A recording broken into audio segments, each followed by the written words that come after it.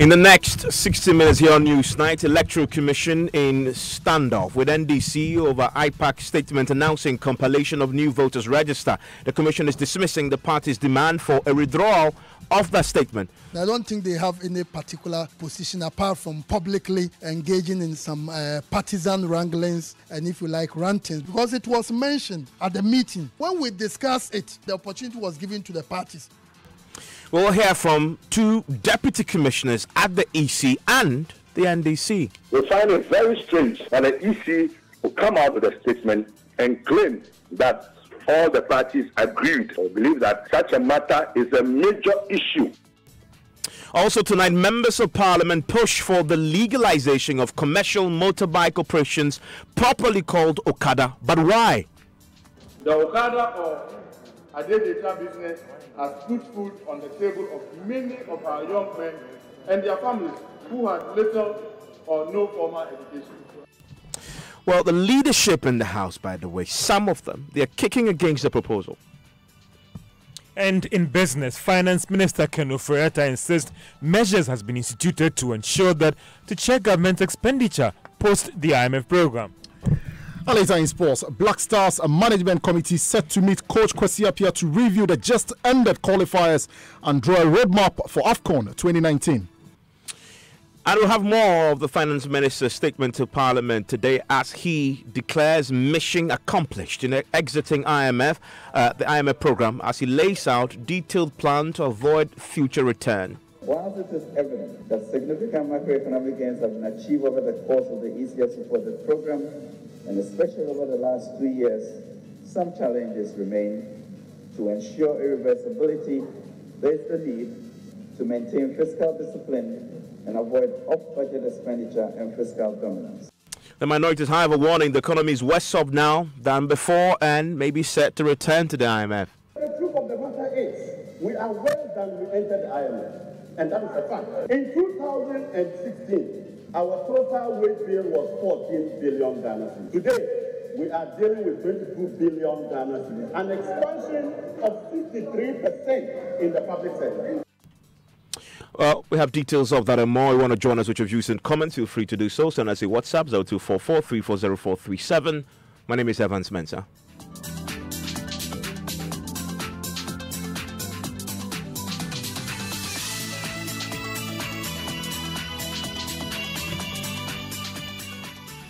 The Electoral Commission is tonight in a standoff with the NDC over an inter-party advisory committee statement announcing the compilation of a new voters register. The Commission is dismissing the party's demand for a withdrawal of that statement. The decision, according to the EC, was taken at the IPAC meeting on Wednesday, but the NDC says, though it is not against the compilation of a new voters roll, it cannot be said that the decision was made at this Inter-Party Advisory Committee meeting. Elvis Ifri Ankra is the Director of Elections of the NDC.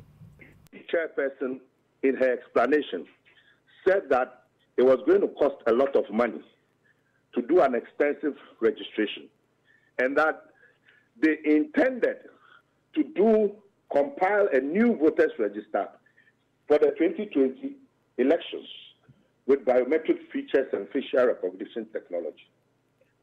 Nobody, either from MPP, NDC, CPP, or any of the other parties, made any comment, because that was not the issue on the table for discussions. And so we continued and had our deliberations. So we find it very strange that the EC will come out with a statement and claim that all the parties agreed that there will be compilation of a new. What steps does the party intend to take in this regard? So we are writing to the EC, we are issuing a statement to the public stating our position that let's register. We are in principle not against compilation of a new voters register. We believe that such a matter is a major issue that has serious ramifications for the credibility of the entire electoral process, and therefore has to be tabled properly. Well, we've been speaking to the Electoral Commission. My colleague, MFR Powell, in an exclusive interview with the Deputy Commissioner in charge of Finance and Administration, Dr. Bosman Asare, insists the issue was discussed at the IPAC meeting. Yesterday's meeting, they had one of the main agendas as the district level elections. And in the discussion of the district level elections, the commission mentioned that we are going to have a particular mode of registration. And we made it very clear that the reason why we wanted to have that mode of registration happens to be the fact that in 2020, we are going to have a new register. That was made very clear at the meeting. And when we mentioned that nobody raised any contrary view, whether they were against or even they were supportive, there was nothing like that. The thing is that it's not something we are even doing in 2019, it's 2020. So when this issue came up, are you saying that none of the parties raised any issue about it? At least they heard that we had raised this, but it wasn't up for discussion, was it? No, in terms of up for discussion, when we talk about elections is very, very broad. And the main agenda for yesterday had to do with the district level elections. And let's be very clear, let's be very frank with the people of Ghana. This register was used in 2012. It was used in 2016. And one of the main challenges we have in this country is cleaning up the register through the exhibition process. And when you look at the track record from practice, no register has been used for more than 2 elections. So when you look at it from that particular perspective, the commission has come to the realization that no, something must be done. And we shouldn't also forget that IPAC is an advisory body. So it's not like anything the Electoral Commission will do, then everything, if we think this is the right thing to do, then we are waiting for the parties to say yes or no. For that one, we are not going to do that, because that's why we are here. Some of the core issues which are very critical, it can be for their information. This is not to say that we are not going to be consulting on the things we do. But the parties should not have the impression that everything the Electoral Commission does, they must sit down for them to agree. If we as the commission, we are convinced that there is a problem with the register, we'll go ahead and do the right thing. That's why we are here. Dr. Asare, considering the fact that you know the position of the NDC regarding this particular leadership of the Electoral Commission, couldn't this have been avoided? And then we'll have a proper agenda with this on it, rather than mentioned in passing like they're saying, then it comes out in the statement that all the parties have agreed to it and they've adopted the number of issues that you've raised, when in fact they say it was just an issue that was raised in passing. I don't think they have any particular position apart from publicly engaging in some partisan wranglings and, if you like, rantings. Because privately, when they meet you, they come to us, we work together, we put structures in place to work together. I remember even one of the days when they were doing something in the morning, we met them to structure their election. So I know we've been working together. But when you do that, it appears as if there is a banter between you and the Electoral Commission. But with the Commission, we are not going to engage in any partisan pandering. We won't engage in any political pandering. Genuinely, they are entitled to that particular opinion. But for them to say that we didn't discuss it, because it was mentioned at the meeting. Mentioning and discussing.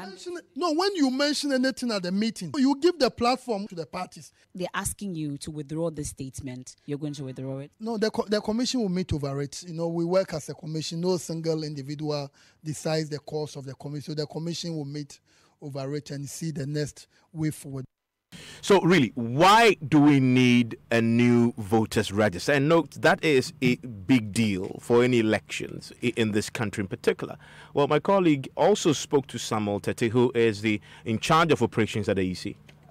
For you to change your register, I don't personally believe that maybe you use it for one election, 2 elections, or whatever. The bottom line is, what are the challenges with the register that you have compiled? Let us look at the register that we have currently. Apart from the fact that we are complaining that it is bloated, apart from the fact that we are complaining that we have underaged people on the register, we also even have a problem of the verification of the fingers of voters. And if you can remember, during the referendum, there was a huge argument about the number of manual verification forms that we used, So it is very prudent for us to add certain things, certain features, which will actually make our register clean. And the commission decided to add the facial recognition instead of the the fingerprints, which will lead to manual verification and all these things. So looking at the entirety, looking at the whole thing, we are looking at the disadvantage, we are looking at the challenges that we are having with the current voters register. And that is what is informing the commission to actually come out with a new register. And it is not in 2019. It is a preparatory stage towards using the compiling a new register in 2020 for the 2020 general elections.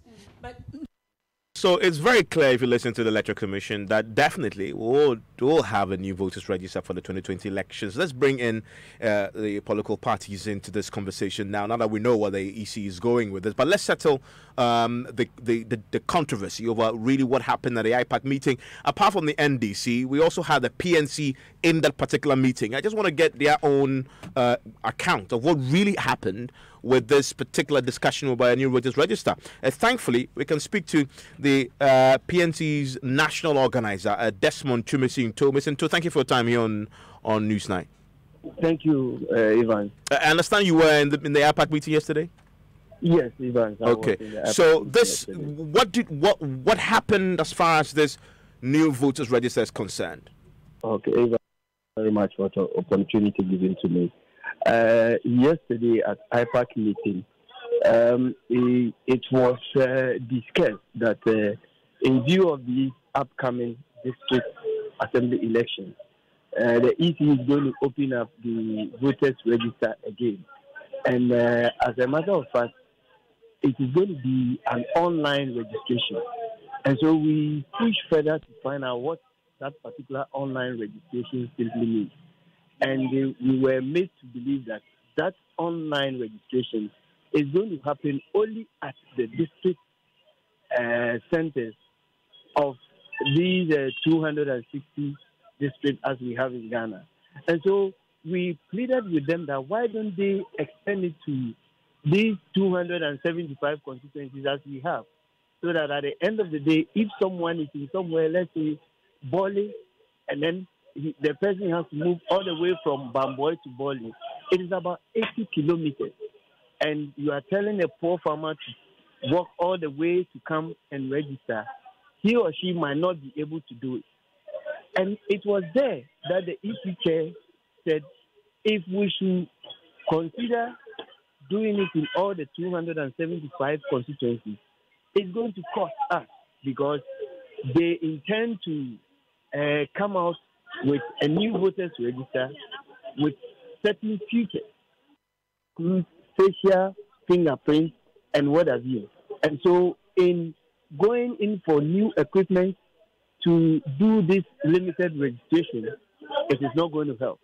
But in fact, when she said that, because that was not part of the agenda, most of us at the meeting didn't even talk about it.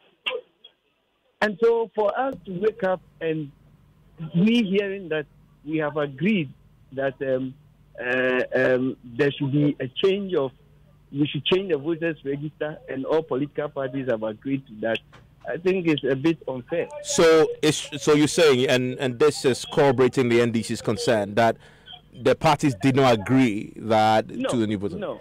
However, it was not even part of the agenda. So it was just a comment. A comment that came made. in passing. We were trying to let the EC know that, look, if you can, I understand the circumstances, but you acknowledge to it, and I can also announce that we've also been joined by the Director of Elections with with the NDC, obviously Free Anchor. Mr. Anchor, thank you for your time here on Newsnight. Thank you very much. Great. But Mr. Nto, very quickly, you understand, however, that the EC, the IPAC, is an advisory committee. Is just for consultation purposes. The EC really, nothing binds them to consult you or get your approval. I mean, they should consult you, but get your approval for such a thing like this. You acknowledge that? Yeah, but my brother Evans, you are aware that the EC alone cannot just stand up and say, I am coming out with a new voters register without involving the key players of this game. Yeah, but where do involve you is the processes leading to the registration, the modalities. But the decision that we will do it is the ECs and ECs only. nobody is against them trying to come out with a new register, but the right thing needs to be done. In coming out with a new register, you have to involve a whole lot of stakeholders. In fact, yesterday's meeting, we were supposed to have observers, but there was no observers at the meeting, and so we didn't even know what was wrong in yesterday's meeting. I don't know whether someone wanted to, come out with something. And I'm not surprised this actually came out, because yesterday there was nothing like we going to have a voters register for all the major political parties to discuss about this. And look, if there's going to be a new voters register, EC can decide that, look, this is what we intend doing. We'll come in, we talk about it, we advise them. If we feel that this is going to help all the political parties, we will agree on that. Is the PNC opposed to having a new voters register for 2020? Like I said, we are not opposed at all. Okay, I want to say the right thing needs to be done, and which is in consultation. I want to say a big thank you, Desmond Chumesi Nto, for joining us. Mr. Free Ankra, you've already stated the NDC is not opposed to having a new voters register. However, you believe that the meeting yesterday didn't reflect what was communicated in the communique. The PNC corroborates your position. The EC says, in essence, they were announcing it to you. It's not like they were seeking your approval. That's a right position to take, is it not? Because IPAC is just an advisory committee. Then, in coming out with their communique, they should say that IPAC held a meeting, and these were the decisions of IPAC. However, this is the position of the EC. Then we know. You don't come out with a statement purporting that is the position of the entire meeting. In your own words, you say the discussions at the meeting were centered on the following pertinent issues. The issues have been laid out. These are the issues that were on the agenda that were discussed.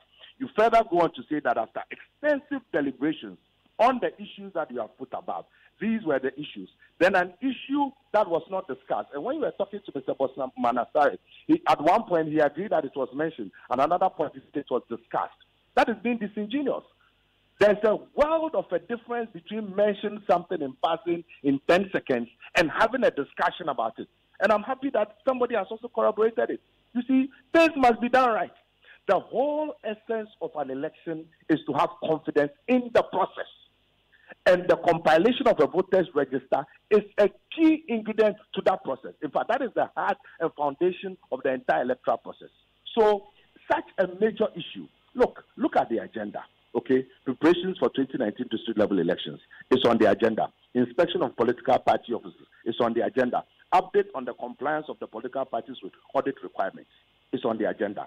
Between these three and the compilation of a new register, Evans, the listeners out there are listening. Which one has more significance? Which one is of crucial importance to the 2020 elections that it will not be tabled for us to discuss the ramifications, the import, what is the issue, or then what is the problem with this register, what are we going to do, what processes, we don't know all these things. And then you come out and purport that we all agree that you will compile a new register. That is the point. So now we know that this is a decision that the EC has taken, that we will have a new register for 2020.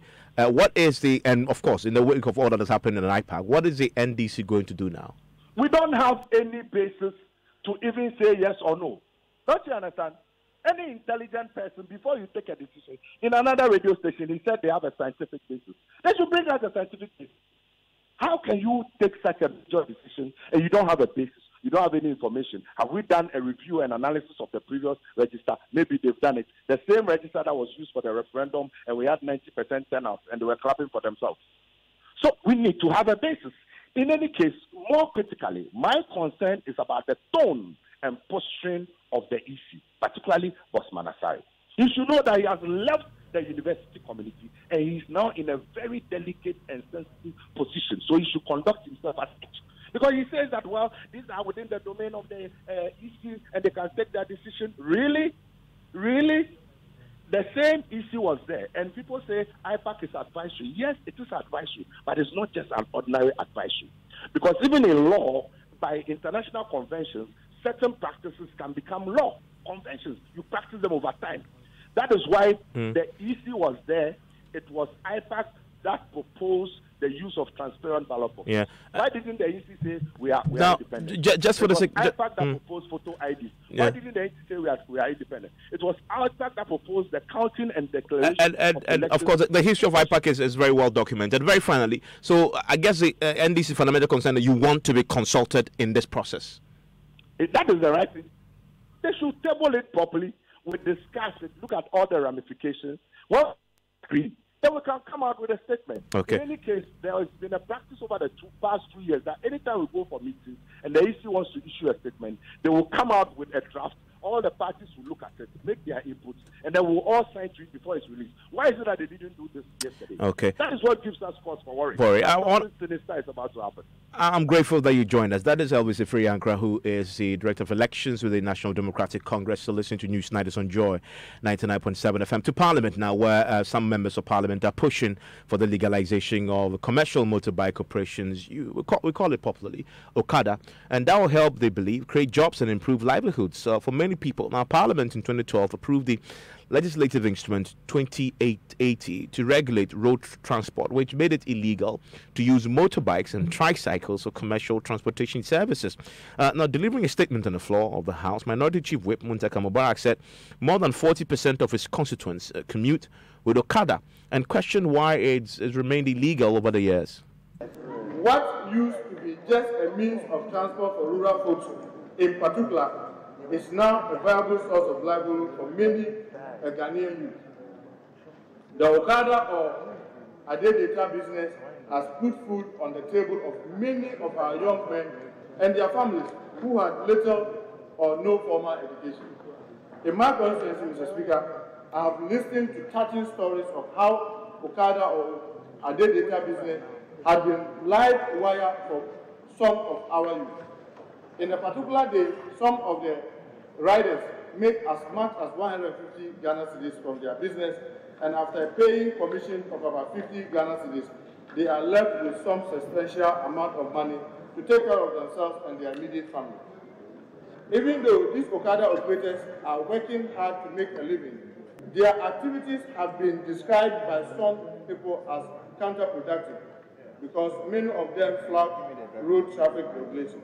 These negative tendencies necessitate a call for an outright ban of the practice. But in my considered view, Mr. Speaker, that the benefit outweighs the social cost. As I, Mr. Speaker, we cannot kill the goose that laid the golden eggs.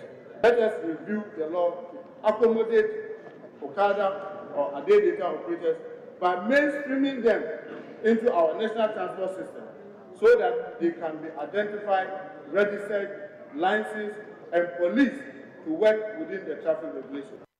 Well, guess what? He got the backing of MPs on both sides of the aisle. Listen to MP for Medina Boniface Abubakar Sadiq and Minority Spokesperson on Roads and Transport, Kwame Abuja. One time I was supposed to go and deliver a speech. I drove from Medina. When I got to Reach, there was traffic, and I was supposed to meet the Zongo chiefs. Apparently, time was running out. When I looked in my car, I looked outside the car, then I saw somebody on a motorbike. I stopped him, he thought my car had broken down. When I stopped him, he looked at me and said, wait, I want to give you information. I sat at the back of his... You were a helmet? I got helmet from... Recently, we had one of our boys being assassinated. He was shot by somebody who was on a motorbike. If we have people around who had motorbikes and could ride faster, we could have caught that assassin. So, Mr. Speaker, it is so important that we look at all these things. It is no longer a wish. It is already happening, and it is not causing the accidents that we are fearing will happen here. In neighboring countries, Nigeria, Togo, and other things, these things do exist. And for us rural MPs or MPs who come from areas that we don't have the luxury of Uber, I don't think you can tell us. I don't even know whether if I were to go and support a bill in this house to ban Okada, whether I will be returning to this house in the next election, because it means that I'm not sensitive to the plight of my people. That is why I'm thinking that this call is a worthy cause that must be considered.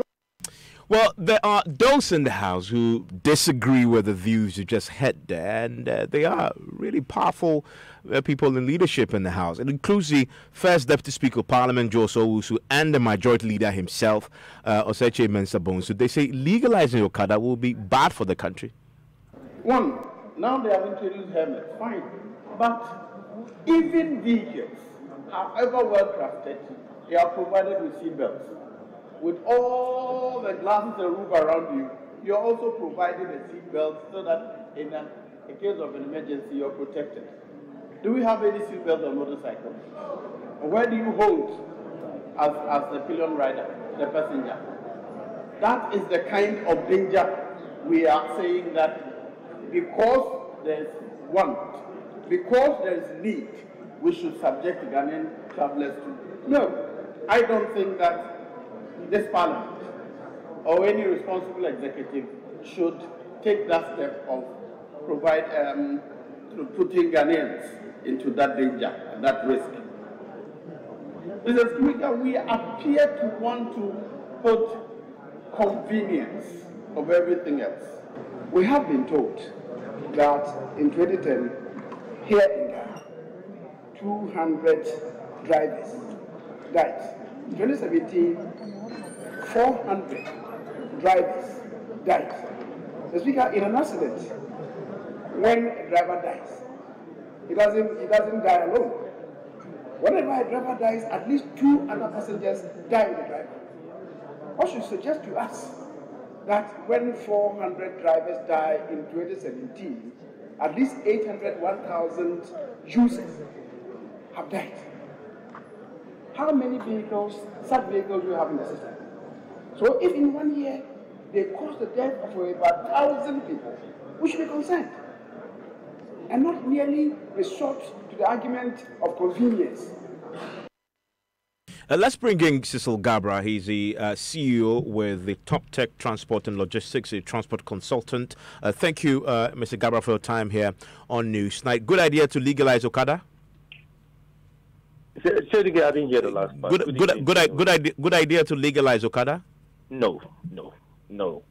Don't let us rush over things. Have we finished sorting out issues on road accidents on vehicles? I think it's too early, right? Could be a good plan in the future, but not now, right? The main issue is so clear. If you look at road crashes, I mean, you guys have the statistics now. Most of the accidents are caused by Okada. And if you see the way they ride, I mean, you ask yourself, is it madness? Seriously, I will not mince words. It is too much early for us to look at this and say that we should go ahead and legalize it. On what basis? What survey? In actual fact, about 5 years ago, I was with one of the top policemen on your own station, and he told me that, look, they are going to clamp down on all of them immediately. Now, I said, it is never possible. It is never possible, again, to clamp down on Okada, because they are everywhere.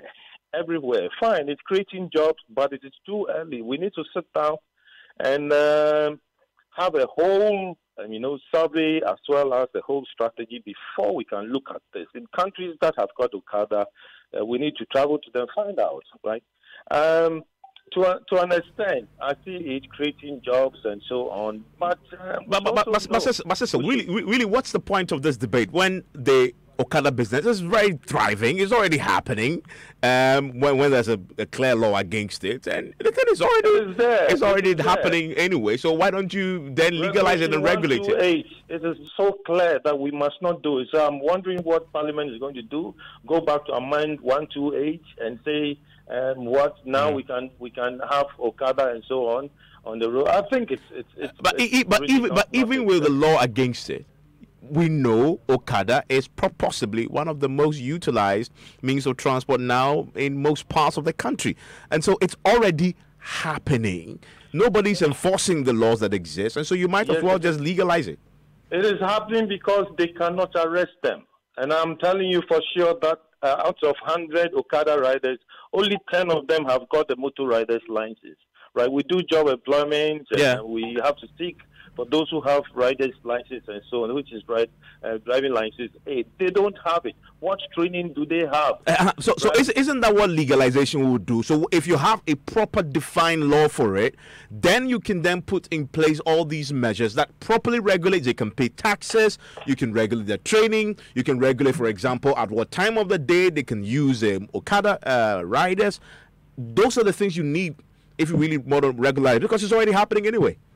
Yes, you're perfectly right. I mean, if you look at all the road crashes, I mean, numbers that are rising, it is rather coming from the Okada than any other vehicle or drivers that you could think of. It is not any good thing for now. I mean, we shouldn't try to legalize it. This is what I want to say for now.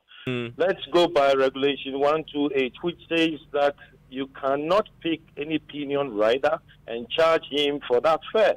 Now, the third thing which I want us to look at is rather the tricycles, which is very dangerous.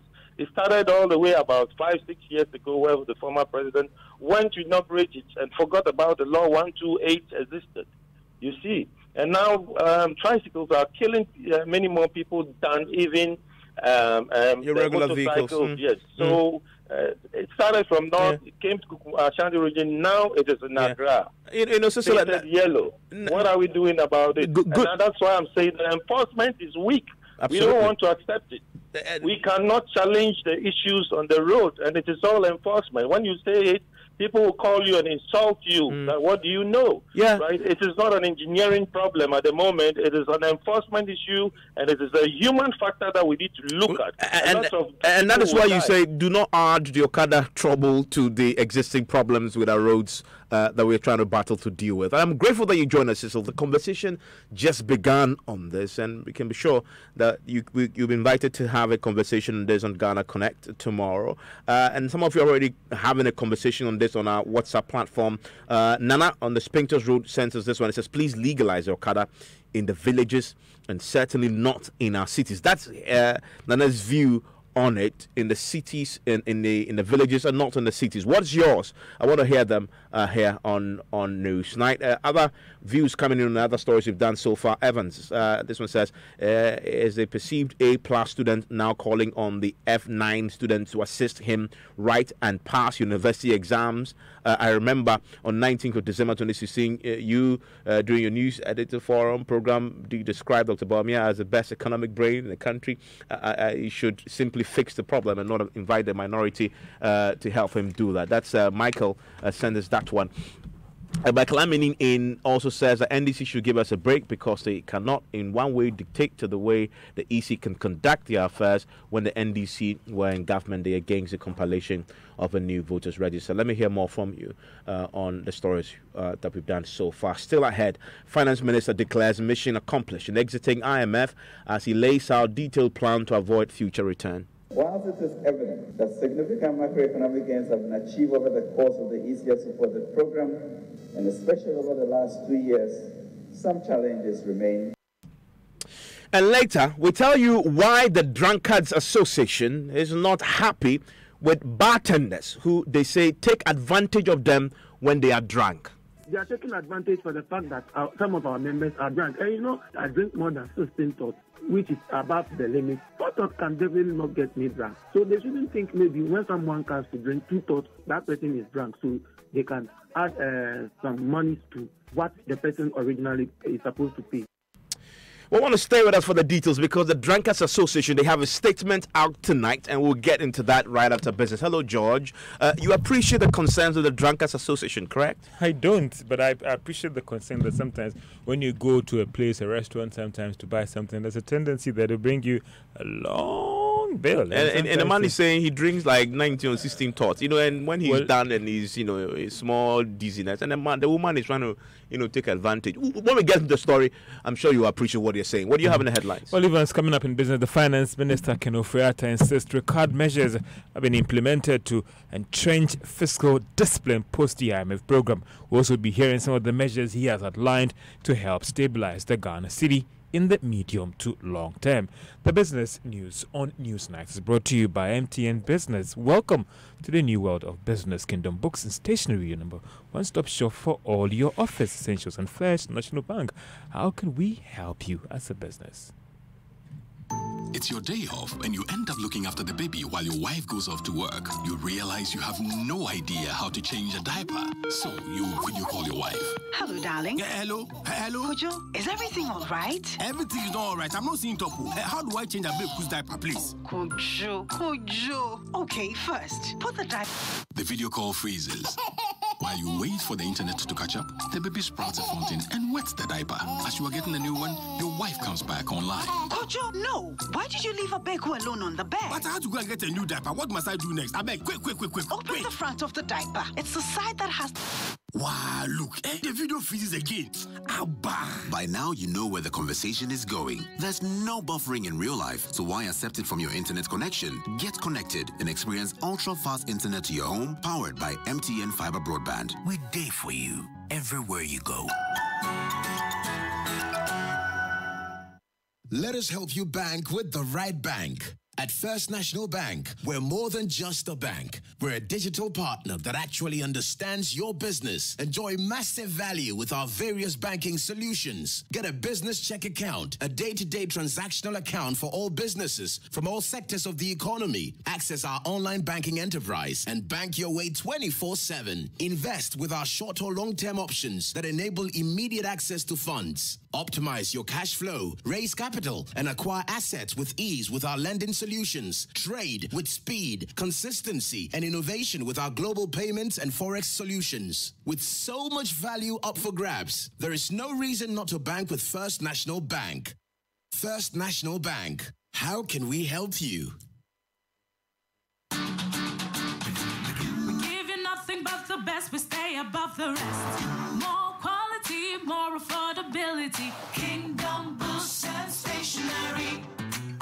Everybody's going to the one and only shop where customer satisfaction is a guarantee. Kingdom Books and Stationery. Oh yes, with our 30 days credit facility with no interest charge, free delivery services, and our free consultation on setting up your office, Kingdom Books and Stationery is unmatched in our delivery of quality and affordable office essentials, equipment, and furniture. Experience world-class customer service in all our branches in Accra, Tema, Kumasi, Cape Coast, and Takoradi. Call us on 0302-764-101 or visit our website at www.kingdomgh.com. Kingdom Books and Stationery, your number one-stop shop for all office essentials and stationery. Terms and conditions apply. Honey, I need to get some. But I don't have cash on me. Let me get some fuel quickly and let's go. And how are you going to get the fuel? I thought you said you didn't have cash on you. What is this one? My Puma card. All it takes is a card. The Puma card allows you to buy fuel cash-free from all Puma energy filling stations. You can use your Puma card with any Visa points of sale and ATM across the country. The Puma card also works on mobile money. You get amazing discounts when you fill up with your Puma card. So register for free and get your Puma card instantly at any Puma filling station. And you only got one for yourself, eh? Yeah, would I have had my peace of mind? Oh, thank you, honey. And where are you going? I'm getting something from the shop real quick. I need to test the card. Puma card. Cash-free convenience. If money no be problem, or you've caught the virus of success, then this party is for you.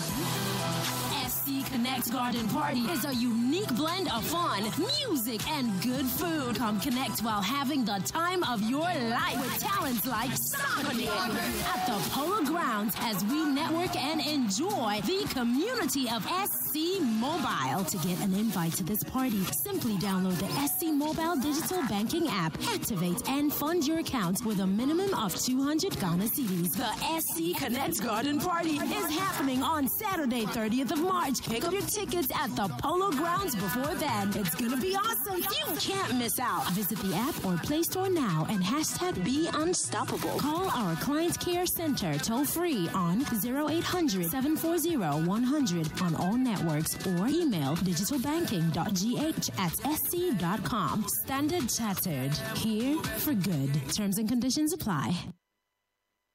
Joy 99.7 FM, radio for the discerning listener.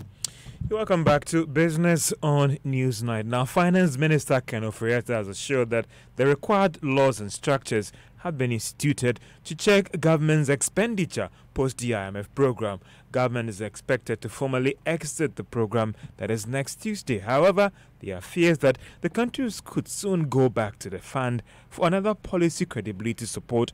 By speaking to journalists after making a statement to Parliament today, the Finance Minister said this would not happen. You know what we have done at the end of last year, we passed the Fiscal Responsibility Act, which in a sense sort of constrained the budget deficit to 5% and also to ensure a positive primary balance. And then there will be a censure on the Minister of Finance in the event of a breach. And I think that's as far as any sort of law has gone in our history. Then secondly, we also set up the Financial Stability Advisory Council, the Fiscal Council, which is headed by Dr. Aqua, former governor. The expectation of all of this is to ensure that we are consistently on top of the macroeconomics of the country, and making sure that we work within the budget that Parliament would have approved. In addition to that, we set up the Economic Planning and Coordinating Council, and that will be chaired by the governor and myself, so that we don't have any slippages, in the macro and fiscal policies. In a related development, the Finance Minister Ken Ofori-Atta has also justified decision to establish a bipartisan committee to help deal with the seasonality of the city's depreciation. I don't know that all of the laws are there, and that's what will help with the committee's work. But sure, you're also right, maybe enforcement is also going to be particular. And maybe we are going to look at other countries to see how to ensure that people have proper identification when they are getting foreign exchange, the role of the banks, the role of the forex bureaus, the way in which traders work. How do we facilitate traders by maybe issuing cards, etc. So we think that will all lead, and even examining the type of imports that we bring into the country, and to accelerate, therefore, import substitution businesses and an export-driven culture. What would be the modalities for setting up this committee? It means that we certainly have people on both sides of the aisle, and then look at people, experts, traders, bankers, etc., miners, people who have involvement in foreign exchange. The committee should be in place in the next 10 days. The minister has also been talking about doing more domestic borrowing, a more transparent foreign exchange market, boosting export. He believes that this could, in the medium to long term, deal with the city's challenge. Meanwhile, Minority spokesperson on finance, Arthur Forson, is raising issues with this statement by the finance minister. Post-IMF, the impression created out there is government is going to overspend. Now, post-Eurobond, we've heard them say that they are going to spend $2 billion on railway, they are going to spend this on that. But if you were to go into the budget, there's no railway expenditure worth $2 billion. In fact, the railway expenditure and domestically financed capital expenditure is less than 50 million Ghana cedis. So if you say you're going to spend $2 billion, what you are telling me and you and I is that you are going to collapse the economy, you are going to exceed your fiscal target. Minority spokesperson on finance, Arthur Forson. Now, Barclays bankers are showing businesses and customers of some exciting times in terms of credit extension. Now, this was after its profit before tax reached 554 million Ghana cedis last year. The bank says that some good times are ahead. And also explaining to us how come they reached these numbers in quite interesting environment. I think this gives me an opportunity to say a big thank you again to my customers and our clients. Because whilst we were going through a separation, they trusted us based on the years of business and were able to do more of the underlying business with them.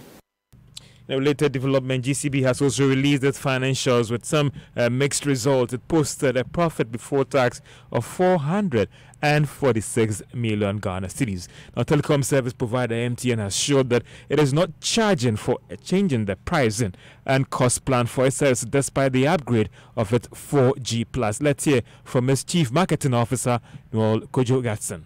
There's no additional cost to the customer just because of the fact that we've rolled out 4G+. Data bundles that we have in the market are the same price point, the same megabytes that you're going to get. Probably you're even going to get more of megabytes that you buy on the network. But it will only be determined by the speed at which you're utilizing the MBs that you have. But prices haven't changed, and there's no intention as a business to increase prices now that we've rolled out 4G+.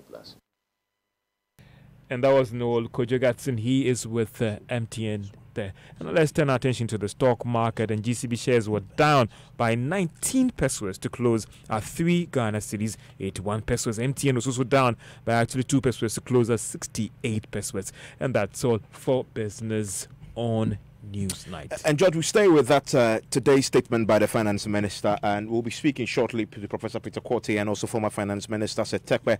But in Parliament today, as you've noted already, the Finance Minister laid out the detailed plan that would prevent government from returning to the IMF in the future. The minority guys, as you've already indicated, have issues with it. On the floor of Parliament today, Member of Parliament for Bolgatanga Central, Isaac Odongo, raised fundamental concerns with the approach the minister took today.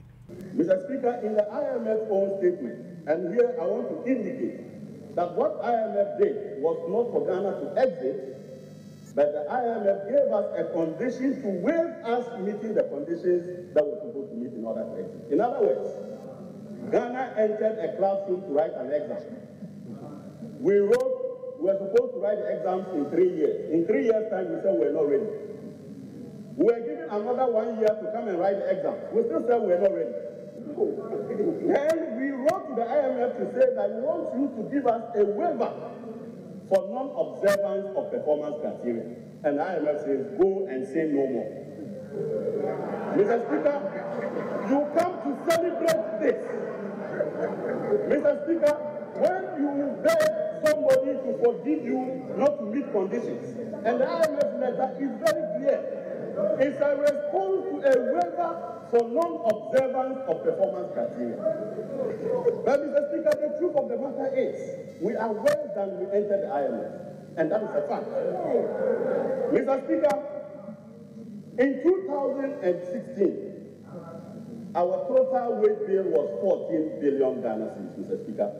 Today, we are dealing with 22 billion Ghana cedis, an expansion of 63% in the public sector. Mr. Speaker, on the average, we are adding 21% to our public weight bill every year. Mr. Speaker, if this continues, by the year 2020, we will have doubled our weight bill that we left in 2016.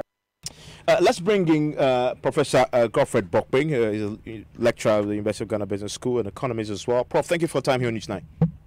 Yes, good evening, and good evening to our cherished listeners. Let me ask you the fundamental question, I guess, has been dominating the headlines. The announcement today of the setting up of the bipartisan committee to probe the depreciation of the cedi. Is that necessary?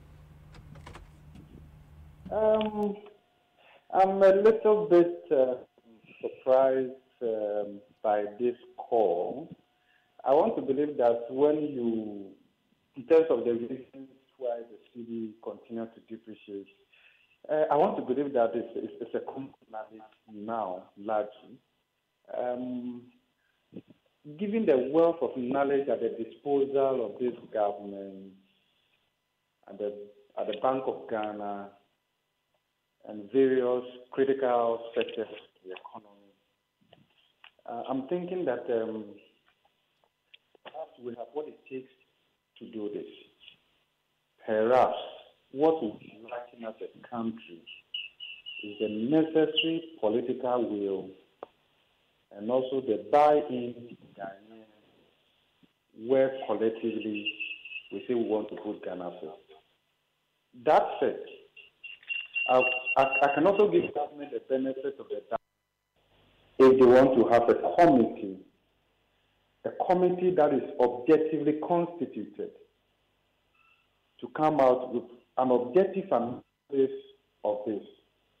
From the point of view that we tend to politicize everything, and the fact that the country deserves a minimum objectivity from every Ghanaian in terms of how we look at common issues. Because when the cedi is depreciating, it doesn't discriminate between NDC and NPP or PPP or any of the combinations of the alphabet. So from that perspective, I would say that fine. The committee should tell us exactly what is the cost and make recommendations. But Prof, the fundamental question there is, we don't know? I think we know. One of the beautiful documents I have read in the last couple of years was a presentation made by Dr. Bawumia when he was in opposition in 2014, I think, under the title Restoring the Value of the Cedi at Central University College. Well written. Yes, will the anchor hold? I remember that too. Precisely. It looks as though we enjoyed him more when he was in opposition than perhaps now that he's in government. Precisely for the reason that the dynamics are different. There are different competing interests. We don't have fiscal space to do many of the things that we would have wanted to do. They didn't take off from a good note in terms of what they took over from. The state of the economy was a bit in a precarious state. We can understand them for that. But I want to believe that with overwhelming support this government got in 2016, they've got a majority in parliament. They have the wealth of experience and expertise at their disposal. Ghana deserves a far-reaching structural reforms, productivity-enhancing reforms that goes beyond personal interest, political interest, but then putting the common interest at the peak of it. First, I want to quickly bring in also former Finance Minister Setekpe, who's joining us on another part of this conversation with the Finance Minister today mentioned, and it has to do with the very expensive rate at which we used to borrow and the borrowing strategy that the current government is implementing. Mr. Setekpe, thank you for joining us here on Newsnight. Yeah, you're welcome. Your name was mentioned specifically, and I want to quote that section. And the Finance Minister said to Parliament today that the Financial Times report of 2014 reminds us further of how dire the situation was. He says Ghana has this year, and this is 2014 when you were the Finance Minister, repeatedly postponed a return to the bond market. But Mr. Tekpe said the country still planned a 1 billion 10-year bond, which you eventually got, and he says that you got it at a very expensive rate, 10.75%, and he compares that to what they're doing currently to show how successful they've been in the borrowing frame of things. Your reaction? Well, when you don't appreciate the problem in opposition, you would make such simplistic statements, even if you are quoting from the Financial Times. The situation was that we had 3 and 5-year bonds that were falling due, and we needed money for refinancing. One of the lessons from that was the setting up of the sinking fund. I think the more relevant question to ask is, we were able to use $500 million of our own oil revenue to buy back the 2007 bond that was issued by the current administration without a strategy for redemption. The sinking fund has accumulated $800 million. We should ask what has become of that money. I think that's a more relevant question.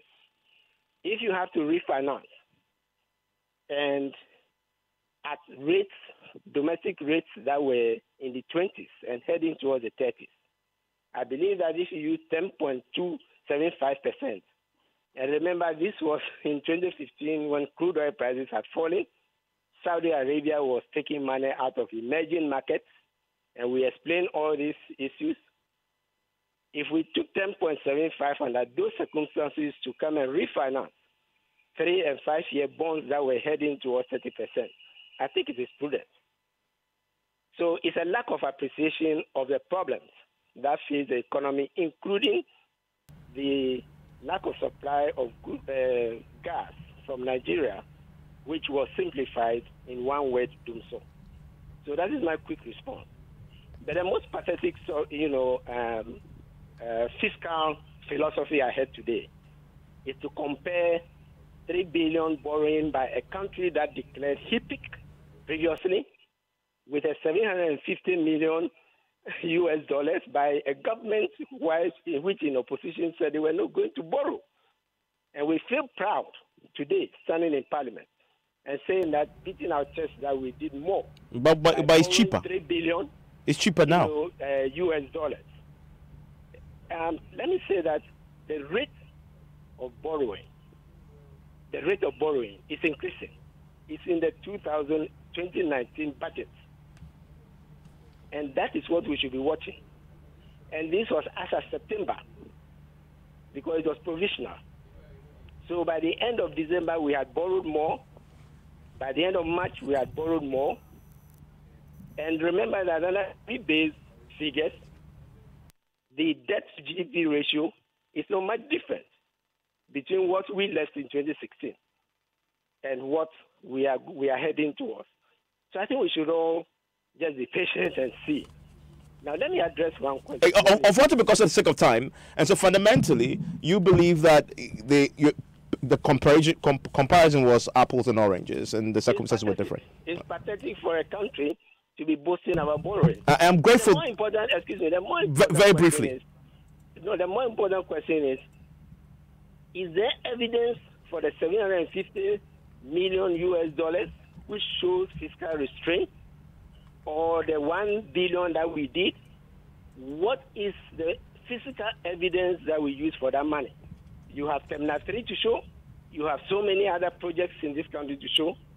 I think the more relevant question which is missing in our conversation is that for all the borrowing that we have done, by this time, which is more than what we are done for, what do we have to show? And the government reaction to that has been they've had 2 years, you've had 8 years, and they have 2 more years to invest these monies in all the road infrastructure that they announced in the 2019 budget. But I'm grateful that you joined us. Just for the sake of time, I know this is a conversation that we could go on about. Professor Bokpeng, I'm grateful that you joined us as well, lecturer with the UGBS, former Finance Minister Seth Terkper, also joining us with his thoughts. Sports now, Hans. Evans Mensah, I've got 2 questions for you actually. How many trophies have you seen your favorite Manchester United lift in your lifetime? In my life? How many have you witnessed? So 1999, I think at least 10. At least 10. How many trophies have you seen the Black Stars lift in your lifetime? Oh goodness, that's a tricky question. I think we got bronze and then we got silver. Trophies. But right. If you lift silver, isn't a trophy? No. Oh, you want Trophy. like ultimate? How many have you seen? Nothing. Yeah. In your lifetime? Yeah. And you are well into your 50s. I didn't know that you wished me to die that early. Now, last time Ghana won the AFCON was in 1982 in Libya.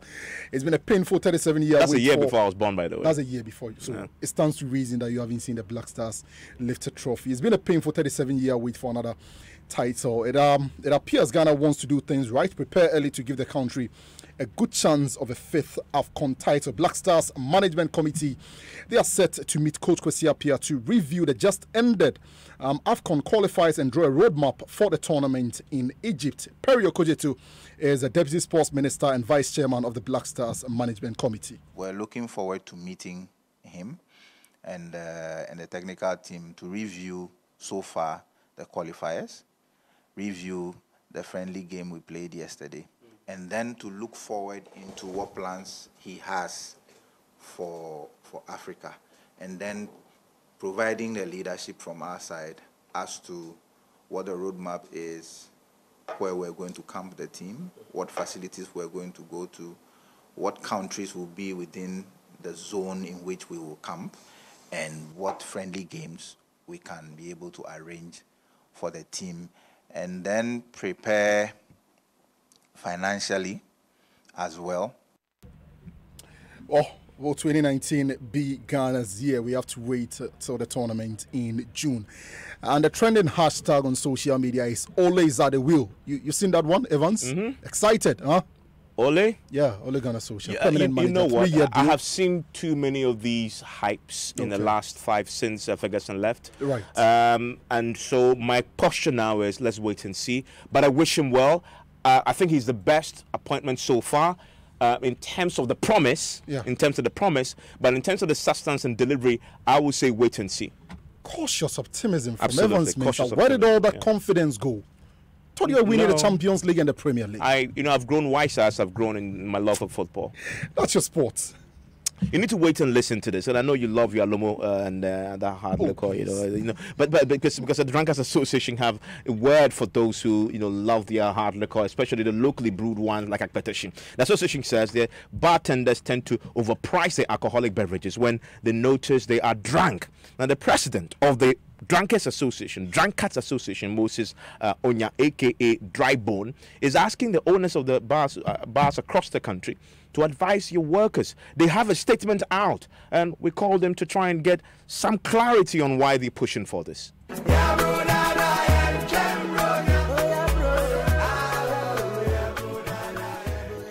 as a president, I went into a drinking spot to go and drink.